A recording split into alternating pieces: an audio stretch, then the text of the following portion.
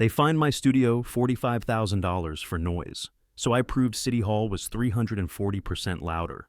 I'm Gregory Walsh, 36 years old, acoustic engineer running a professional recording studio in Denver. I've soundproofed my facility to laboratory standards: double wall construction, floating floors, active noise cancellation. My nearest neighbor is 200 feet away across a parking lot.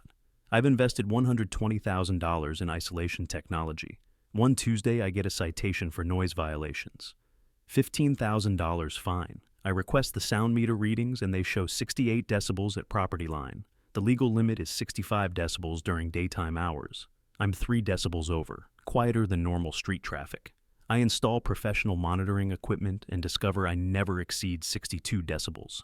I present this data to the city council and they fine me another $15,000 for continuing violations without even reviewing my evidence. The councilwoman smirks and says, "Maybe you should have thought about that before opening a business here, like I'm some amateur who didn't do proper planning." A third citation arrives 2 weeks later, $15,000 more. I'm facing $45,000 in fines for a business that's actually quieter than a normal conversation. My insurance is threatening cancellation, and clients are pulling contracts. Here's what they don't know. I hold a graduate degree in environmental acoustics and spent 8 years consulting for the EPA on noise pollution standards. I know the regulations better than anyone in that city government. I conduct a comprehensive acoustic survey of every business in the commercial district. I use calibrated equipment and follow EPA testing protocols exactly. What I document is beautiful. The HVAC system on City Hall itself produces 79 decibels. The police station's backup generator hits 84 decibels.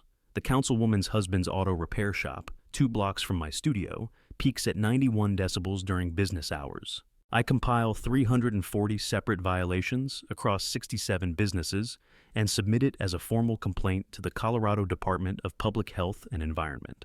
The state sends inspectors who confirm every single violation. They issue a corrective action order requiring the city to enforce ordinances uniformly or suspend enforcement entirely until they comply with their own rules.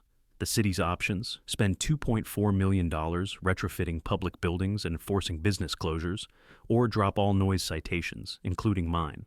They choose option 2. My $45,000 in fines disappear, but the state keeps the enforcement suspension in place for 18 months pending city compliance. Now the councilwoman's husband is installing $60,000 in sound dampening equipment, while I run my studio exactly as before, booking sessions 3 months out. Tell me, who should have thought about that? Drop karma below if you've been targeted by selective enforcement.